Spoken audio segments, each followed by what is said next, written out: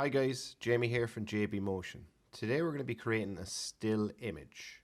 You're looking at it right now. You might call it digital art. You might call it a work of art. You might call it an eyeball in a big bunch of cubes. Whatever you call it, we're going to be looking at how we can go about achieving it in Cinema 4D. It consists basically of a sphere for the eyeball, an image of an eyeball, which you can download in the description below, a cloner, and a spherical field. So you are going to need Cinema 4D R20 to take part in this tutorial. So without further ado, let's get cracking on this. Here we go.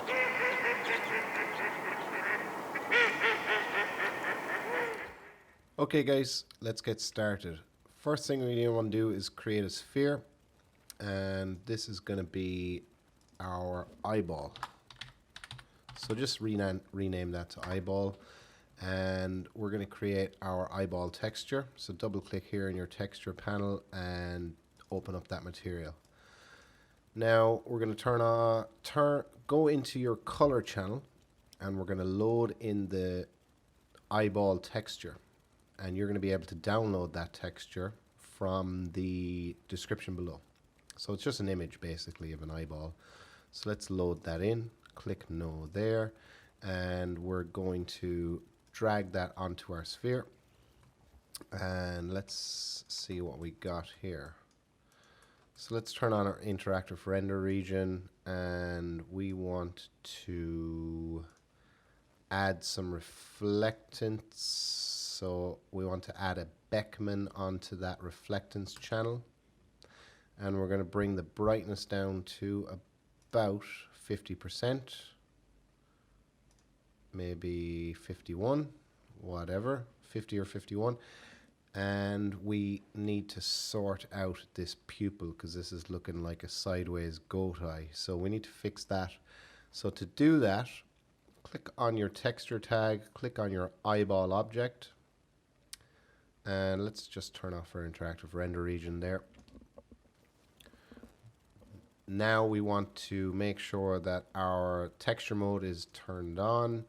Select your scale tool, and then using the Z handle here, we're going to just drag that right, and we're going to round out that pupil like that. So let's see what that looks like now. We'll just do a quick render preview. Okay, so nothing's happening, and the reason for that is because we didn't set our projection mode to spherical. So click on your texture tag, go down to projection, and select spherical there from the drop down. Let's try this render view again. Cool. Okay, I'm happy enough with that. Moving on, we want to create another sphere. And let's bring the radius of this up to about 150 centimeters. Now this is going to be the object on which we're going to clone all of our cubes. So we're going to create a cube, and we're going to, first of all, we want to rename this cloner reference, because this is the object that our cloner is going to use as a reference to clone our cubes. And we're going to set the size of our cube to 7 on the X, Y, and Z. And we are going to now create a cloner. Go to MoGraph here and go down to cloner.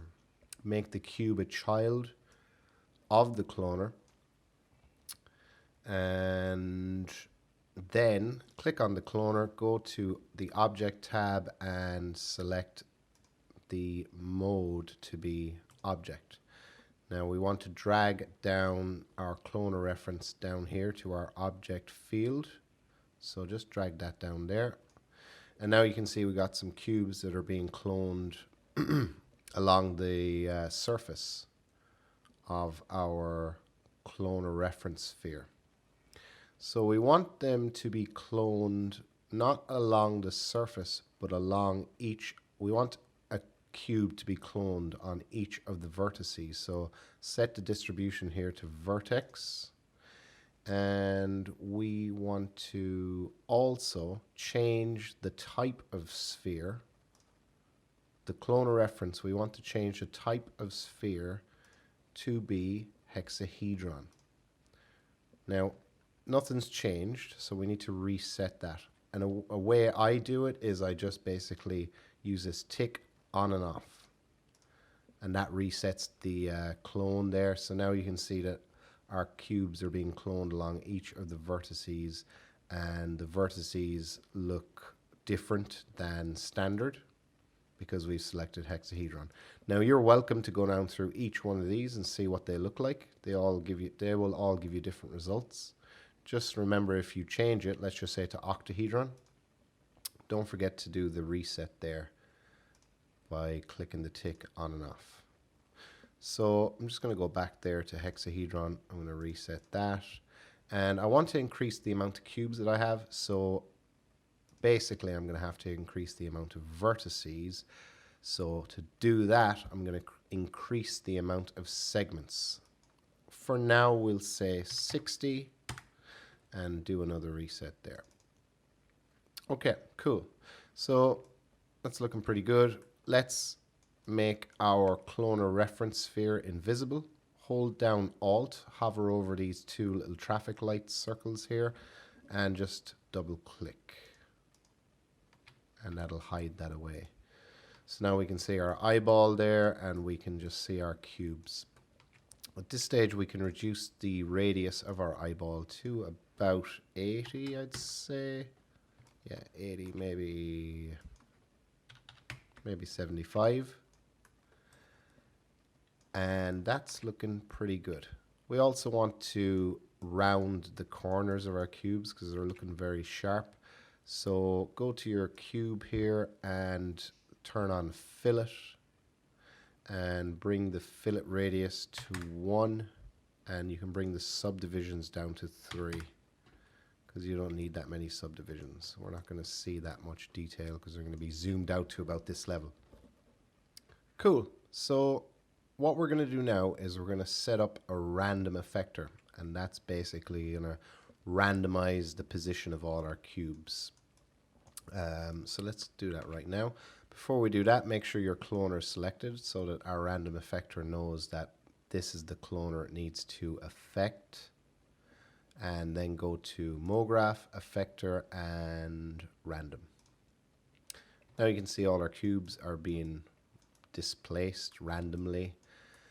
We can check what's going on there. If we click on the random object, go to parameter. So they're being affected by 50 centimeters along the X and the Y and the Z. So let's change the X to 7 and the Y to 7. And there you can see that that's making a difference. So I'm just going to undo those changes.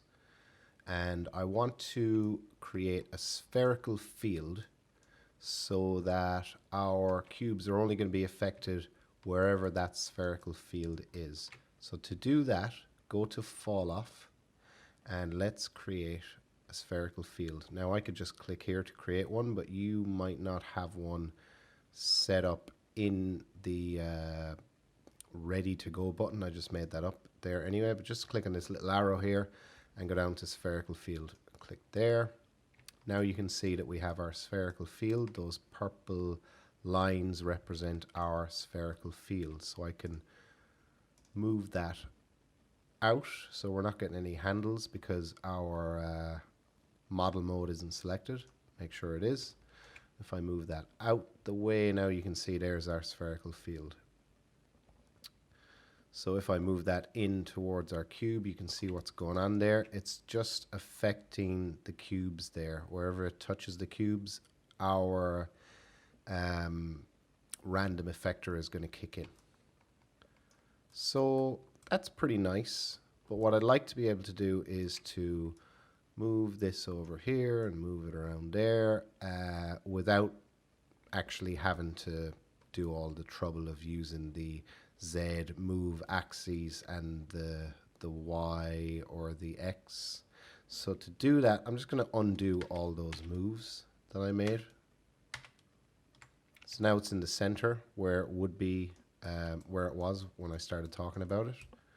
So what I'm going to do is I'm going to create a circle spline, and I'm going to reduce the radius of it to about the same as our cube sphere radius, we'll say. So it's going to be the same radius as our cloner reference sphere, which is hidden now. But so a radius of about 150. And I'm going to use an align to spline tag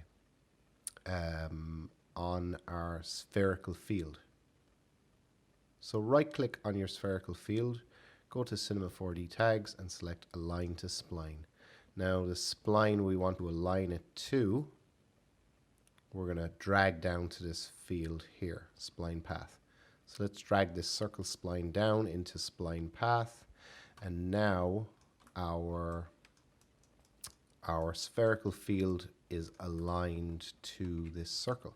So if we want to move it around, we just simply select rotate, and now we can just go crazy with this and move it around, and it's never going to leave our cubes. It's always going to be attached to our cubes because of the fact that we've set this circle spline up, which our spherical field is aligned to, and our circle spline shares the same radius as the cloner reference sphere, which is hidden.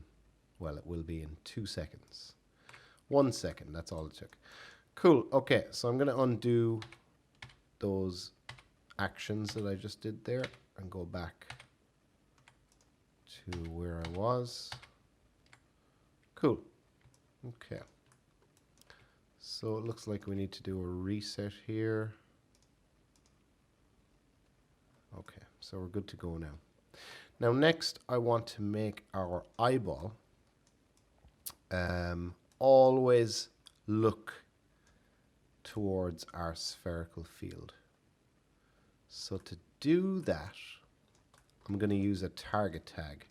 So I'm going to go to my eyeball object, I'm going to right click, go to Cinema 4D tags, and I'm going to go down to target. Now I can tell the eyeball to constantly target whatever object I put into this field. So the object I wanted to target is, of course, the spherical field. So I'm just going to drag that down there. So now our eyeball is looking over there. Okay, because this is where our spherical, so it's not looking in the right place basically. So to fix that, remember this is just a texture. So what we can do is we can select our eyeball texture tag, select our eyeball object, select texture mode, and now we can rotate this to look exactly where we want it to. So we're going to rotate it by 90 degrees. So I'm going to undo that so I can tell you exactly how to do that. Remember, select your texture tag, select your eyeball object, make sure that your texture mode is selected, hover over the green line here, and then just click and drag. After you click, hold down Shift to have your texture rotate in increments of 10 degrees and bring that to minus 90 degrees. Now if we move our circle around, our circle spline, make sure that you have model mode selected and rotate tool is selected. Now if we move this around, our eyeball is going to follow our spherical field, and our spherical field is not going to stray away from our circle spline, which is really, really handy. I'm just going to turn off my grid here for a second because we don't need it anymore. Okay, cool. So that is looking good. It's looking fine and dandy. Don't forget to undo any movements you have made to the circle spline if you have made any. Control Z on that. And if you want to reset, see the way it looks like it's acting a bit weird, you can just do that to reset. Just turn off the tick on your clone of reference off and on, and that'll reset everything. Okay, cool. So now what I want to do is set up a camera, and I want this camera, so I'm going to undo that so I can tell you what I'm doing. Click on the camera there, and that's going to create a new camera. Make it active. So now we're in that camera, and wherever we move, the camera is going to go. So I want the camera to look behind where our eyeball is facing. And that is, it's about minus 91 degrees on the rotation H there. So I'm going to bring it to more or less where I want it to be. And I'm going to select my camera, and I'm just going to go into my coordinates tab. So I want it to be minus 90 here. And I want this to be 0. And I want to bring it to 0 on the y-axis, and 0 on the z-axis also. So now it's centered, and X is how we're going to zoom in and out. Now that we've got that set up, I'm going to create a protection tag on my camera so that I can't move it around. Can't move it anywhere. I'm trying my best. I'm using Alt and holding down click to move my camera. You can even, some of you guys might be using 1, 2, and 3 to do this kind of stuff, but it's not going to work because protection tags are great. But I do want to be able to move along the x-axis. I want to be able to zoom in and out. So I'm going to untick this, and now I'm going to be able to move along the x-axis, which is very handy because I'm not sure exactly at what level of zoom I want to have this at yet. So now that we have that done, the next thing I'm going to do is animate this eyeball. Now I know that we're creating a still image. We're creating a still render, but it doesn't take very long to animate, and also it kind of makes our life a little bit easier in the long run because it gives us more options for basically if the eyeball is animated, it's going to be darting around the place, and we're going to be able to pause it at different frames and be like, oh yeah, I like this frame, I'm going to render this out. Or maybe I'll play it a little bit longer and I'll render out this frame. As it's so easy to do, we'll just get it done and we'll stop whining about it. Okay, so to do that, first of all, I want to increase my frame range to about 170. Extend that out there, and I'm gonna go and I'm gonna make sure my circle spline selected because that's what we're gonna be animating. Undo that. I'm going to turn, sorry, now I need to reset this again. Oh no, I didn't actually. But anyway, I'm going to turn off position recording, scale recording, and parameters recording because we're only going to be rotating. We're only going to be setting keyframes for rotation. So that's all we need. And I'm going to set a keyframe here, frame 0. I'm going to play this. Oh, let's make sure that we're in our camera here so we can see what's going on from the view that we're going to render out from. So keyframe set at frame 0. I'm going to go to about, I don't know, frame 20. Going to rotate this along the green axis here. Is that green? It is green. So apparently this is the y-axis. So just rotate along the green axis. I'm going to go by color here. And I'm going to go, I don't know, maybe down here along the z-axis. I'm going to add a keyframe there. Let's see what that looks like. Zoom. Cool. Okay, so I'm going to go to frame, I don't know, I'm just going to go random on this. And you can do the same. So I'm going to go a shorter amount of time, and then he's going to look up and he's going to look over. And I want to straighten it out. Make sure you keep it kind of, you don't want the green line here to be off at an angle. You want it to be nice and straight at all time. Every time you set a keyframe. And hit a keyframe there. And then maybe we'll kind of have him look at the camera really quickly. So just drag that out. And he kind of roughly looks at the camera. Hit a keyframe there. Let's see that. Pew, pew, pew. Oh, he's looking at us. He pauses. So if you want to pause, just leave it there. How long do you want the pause to be? About that long. Add another keyframe. So then you have this pause. And then he's going to zoom. Let's just say we'll go to about frame 84. And then he's going to zoom all the way around and maybe a little bit up. And then we'll add another keyframe. He's going to zoom over this way. Now, I actually went rogue there, and you can do the same too. If you don't want to rotate it along an axis, you can just click outside of an axis, and then you can kind of go rogue with the rotation. So he looks about there. Add another keyframe. I'm going to speed this up, guys, because I'm taking a bit of a long time. I'm going to go rogue again. He's going over there. Keyframe again. He comes back around maybe. And remember, we want to keep this green line kind of straight, because otherwise, you know, if this green line isn't straight, he's turning upside down. Now, it doesn't matter because it's a circle, but I'm just a fusspot. And then finally at the end, I'm going to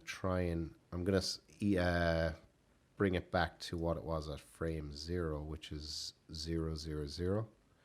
So go back to frame 170 and just zero everything out, rotation wise anyway. And there we have an animation. Now again, you're wondering, maybe that's not necessary because we're just creating a still image, but it was easy to do, and again, it just makes it easier for us to just go, hey, I want to render out this frame, or no, I don't like that frame. I'm going to render out, I don't know, this frame, or possibly I'm going to go for this frame. So just go with me on this, okay, guys? Just go with me with this. Okay, cool. So next, what are we going to do? We want to basically, we want to get the cubes looking a bit better. And what I mean by looking a bit better is that, let's deactivate our camera. We want to increase the distance they're pushed out by our spherical field, and we also want to have the random effector not only affect the position of our cubes, but also affect the scale and the rotation. So to do that, we are going to go to our random effector, go to the parameter tab, and we're going to set the X here to 7. I like the number 7. That's why I chose 7. The Y is going to be 7. And we're just going to change the position on the Z axis there. So that's going to go really far out. Now don't worry about the fact that some of the cubes are going inside our eyeball. We don't care about that for now. Just kind of bring it out to a nice distance. I'm not going to tell you what distance to bring it out to, just a nice distance, not too close to your cube. And we're going to turn on scale. so that our random effector is going to affect our scale also. And we want to click uniform scale and absolute scale. And let's bring the scale down here to about -1. So that the further out our cubes are going, the smaller they're going to get. But not in all cases, because remember, this is random. Just in some cases. And we're also going to turn on rotation. So let's just set this to, I don't know, whatever you fancy. I'm going to go 30, 30, 30 on each of those rotation fields there. So now let's see what we are rocking. So let's hit play there and see what that's looking like. And that's what I mean about animating the eyeball. It just kind of moves stuff around for you and gives you a feel of what it's going to look like if you were to pause it at any given frame. Okay, so it's not looking great at the moment. So we want to maybe increase the size of our cube first of all. So I'm going to go for 10, 10, and 10. And already that's looking better. I want to decrease the size of my spherical field. Go to your spherical field, go to field, and reduce the size down there to about there. And I also want to go into remapping and increase the inner offset to about 65% or 64%. Now, right now for me, the spherical field isn't doing what I want it to do. So I'm going to change that. And it's going to be now a cube. Where's cube field? Sorry, I'm looking for box field, which is right there. So I'm going to increase the size of that up to about there. And I want it to, instead of being flat, instead of this line here being flat against my cloner reference, against my clones here, I'm going to go into top view. And I'm going to rotate that to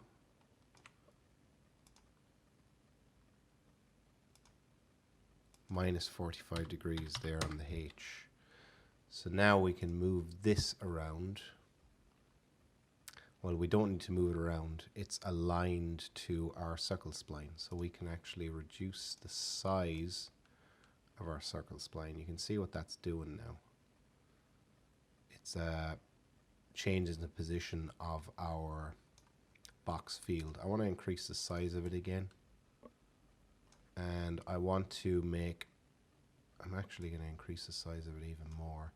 And I'm going to increase the radius of our circle spline so that it pushes our box field out a bit more. And I want to increase the distance of our cubes, the distance that our random effector is pushing them out. So click on your random effector, go down to your parameter tab, and let's bring this up. So that's pushing out the distance there. And again, I'm going to increase the size of our circle spline, the radius, which is going to push our box field out just a little bit more. Let's go back into our perspective view and see what that is looking like. It's looking pretty crazy right now. Now if we hit play on this, okay, so we're getting a lot more interesting cubes. So as you can see, okay, I'm not going to actually go into the fact that it looks very rigid, the animation, because we're not going to focus on that right now. So for now, let's go back into our active camera and let's try and find a frame that we like, a frame that we'd like to render out. So I'm going to go back. I kind of like this frame. Yeah, I think if I go to rendered area, I think I'd like to work with this frame. So this is the frame I'm going to focus on. Frame 96. The eyeball's kind of looking up there and the cubes are shooting off. I might just rotate the box field just a little bit.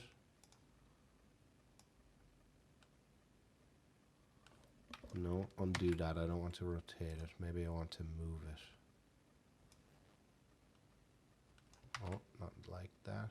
Make sure you're grabbing the axis handle. Okay, it's not letting me move it. So let's turn off this for a second. I'm just going to delete that for a second. Oh no, we don't want to delete that. We want to, okay, we want to reduce the radius of our circle spline because that's what it's attached to. Okay, yeah, I think I'm happy enough with that.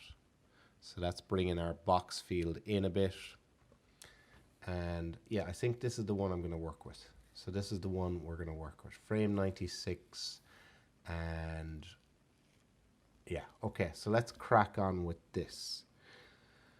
So I would like for our spheres to kind of be a bit smaller as they push out, but there are some small ones. Again, as we said, it's random, so there are some small ones. So okay, this is the frame I'm going to rock with. So next we want to create our materials and our lights. So double click on in the materials panel and we're going to create a new material which is going to, what I wanted to do is share the same color as the veins on our eyeball there, just for a bit of consistency of color. So I'm going to eyeball this, no pun intended, to touch up with this pink here from our the eyeball veins there. And I want to go into our reflections channel and I want to bring the width down for the default specular and bring the specular strength right up. Let's attach this to our cube and let's see what that looks like. Okay, so we got some nice speck highlights going on there. Now I want to duplicate this cube, hold down Control, drag it down, and this is another cube, and we're going to create a separate material for this, and it's going to be transparent. So click your transparency channel, and it's going to have a grayish color, kind of whitish gray. And we're going to leave it like that, and we're going to drag it onto our cube dot one. You can actually hover over the existing material and let go, and that'll overwrite it. So now we got cubes that have this material and cubes that have this one. So let's render that out and see what that looks like. Okay. So I'm not liking the pink cubes. Maybe let me just make that a bit darker, possibly. I'm in the wrong channel, sorry. Go into your color channel and make that a bit darker. Let's see what that looks like. Okay, so I'm liking that a bit more. Now, we need to set up our lights next. Now, I'm trying to resist the urge to mess around with this random effector, because I want these cubes to kind of be pushed down more. I actually need to mess around with the box field, so I need to scale that up a bit. Yeah, there we go. So now we got some more, our box field's bigger, so it's affecting a greater distance. Just because I wanted that. Yeah, I'm liking that a bit more now, to be fair. Next, lights. Okay, so we don't want this tutorial to go on for much longer, so I'm going to create some lights. Bang one in there. This is going to be our key. It's going to have an area shadow the minimum sample set to 50. It's going to get rid of any graininess that might appear in the shadows. Set the maximum to 200. And let's position this using our move tool to a position that we like. So I'm going to position it over to the, let's go into the top view. I'm going to undo the moves I just did. So you're going to bring it up to the left on the X and up here along the Z axis.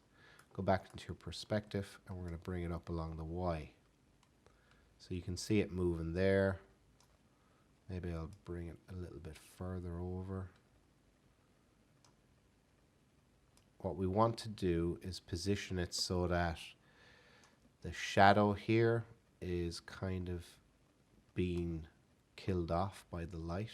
So I'm going to leave it there. Do a quick render view there on that. Yeah, that's looking pretty cool. And now we need we have our key light. So now we need a fill. So go into your top view again, select your key, and you can just hold down Control while hovering over one of the axis. I forgot the name of the. Hovering over the blue arrow here, and just dragging that down, and that's going to duplicate your light for you. Bring it over so it's kind of like in this position here. We want to make sure that the shadow is turned off here for that one, and we're going to bring the intensity to about 60% for that one. And yeah, we'll actually have it in line with our key. Maybe just a little bit offset. So let's go into it. Let's make our camera active and see what that's looking like right now. It's looking pretty cool. I like the way this specular highlight, it's not even on the cube, it's on the eyeball, but it looks like it's on the cube because the cube is transparent. Now we want to create a rim light. So it's just going to be a light above our objects that's going to shine down, and it's going to basically give some nice speck highlights from above. So go into your top view, select your key 1, which should be called fill, and duplicate that. Hold down Control over this little green fella here, and then just drag that over to just about there. Go into your front view and you can drag that up so it is hovering above your centerpiece here. Let's do another render view there on that. So now you can see there's the speck highlight here that's being created by the light above the rim, which I'm going to rename to rim. And okay, so I think I'm happy enough with that. Is there anything else that we want to do? So you may want to remove some cubes here from the eyeball if they're in the way, because your cubes might be in different position. Like this cube here, I want to get rid of that because that's kind of right in the center of the pupil there. Doesn't look great. So to do that, what you're going to want to do is create a copy, hold down Control to create a duplicate of your cloner. Turn off your original cloner, which I will rename to original. And I'm going to turn that off. And get rid of that underscore. So when I say turn it off, I mean make it invisible. Hold down Alt and double click in your traffic lights. Now, in the cloner that you just duplicated, make sure that your children are selected. Right click and go to make editable. Alternatively, you can press C in your keyboard, and that is going to give you access to each one of your cloned objects separately. So go to your direct selection tool, deactivate your camera, and now we can start getting rid of any unwanted geometry. So I don't want that.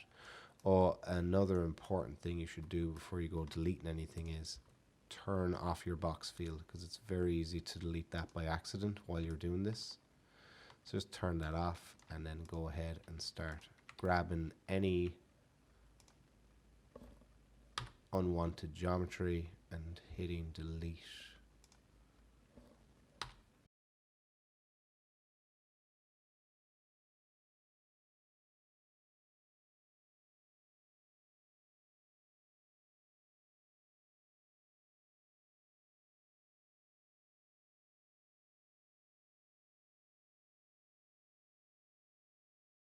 I deleted off my protection tag just so I could zoom directly in it without okay, so let's see, I've moved my camera. So to undo camera movements, hold down Shift, Control and press Z on your keyboard, and that will undo camera movements until you're back to where you are. I'm going to put my protection tag back on, and I am happy with this. Well, I'm never going to be happy with it, and so you might be here for an hour just watching me delete away cubes because it's never finished. I'm never happy with it, but I'm just going to leave it there for now. I think that is good to go. What I want to do is I want to make the eyeball look up just a little bit more. So I'm going to rotate the eyeball so that it's looking... it's not letting me because I have a target tag on it, and it's... So if I wanted to do that, I have to delete off the target tag, and I'm not going to do that because, as I said, this has gone on way too long, and we still haven't yet rendered it out and brought it into Photoshop. So I'm going to render this out. So I'll go through the render settings with you. I'm just going to do Control S to save that. And I'm going to go to Edit Render Settings here. Go to my output, change the dimensions to 1920 by 1080. Going to render the current frame. And we're going to save this. Do we want anti-aliasing? I don't think we need it based on the render previews we're getting. Doesn't seem to be any jagged edges going on. So we don't need that. Might as well turn it on. No, we don't need it. And I'm going to set the format here to PNG. And we're going to select the... Just going to set this to desktop and call it eyeball. Eyeball. I'm going to call it eyeball 1 just to be different. And I'm going to hit enter there, and oh, we almost forgot. We need a background for our scene. So once I have the render settings all set up, yeah, they're good to go. We're going to have to create a so go here and go to background, and let's create a material for our background. Turn off reflectance, go to texture here, and we're going to create a gradient. Double click in here, or just single click and invert the gradient, and double click on the black knot there. Bring that to be a nice light gray. And set the type to circular. Maybe a bit darker on the gray there. Bit too dark. Yeah, okay, about there. Let's add that to our background, and now see what we got. So now we got our background in there. Our eyeballs rocking nicely. Still not happy with the color of those cubes because I wanted it to match up the veins in our eyeball. But anyway, we don't have time, so you guys can mess around with that if you want. I'm going to render this out. I'm going to pause the video, then I'll see you back in Photoshop. Okay guys, so that's rendered out. So what you're going to want to do now is open up Photoshop, which I hope you have. And if you don't, you're just going to have to make do with the render that you got, which which isn't that bad to be fair. Now you're going to want to bring in your rendered image into Photoshop, and this is her. Now I'm not great in Photoshop. I usually just do I go to image and I go to adjustments, I go to levels, and then I kind of select a preset that I like. So I just kind of mess around with these, to be honest, until I find something I like. Just like in filters on Instagram. I'm not really sure what I'm doing. I just kind of find something that I like and I go with it. So I'm going to go with this because it's kind of nice. Then I'm going to go to auto tone, auto contrast. Again, I'm not sure if this is actually doing anything. Oh, I don't like auto color. Undo that. Then I go to curves, and again I'm going to choose a preset. Medium contrast maybe. Yeah, I like that. That's cool. And I'm going to click OK on that. Now I want to go to vibrance, and I'm going to bring up the vibrance on this and the saturation. Not too much though. Maybe bring the vibrance down a bit. Yeah, I like that. Maybe bring this to about there. And you can tick off your preview on and off to see the difference that that's making. So again, I'm still unhappy with the color of these cubes. But anyway, we are going to leave it at that for now, guys. Hope you enjoyed the tutorial. Hope you learned a lot. I'm sure you didn't learn anything about Photoshop. But I hope you learned a lot about Cinema 4D. Thanks for watching, and I'll see you guys in the next video.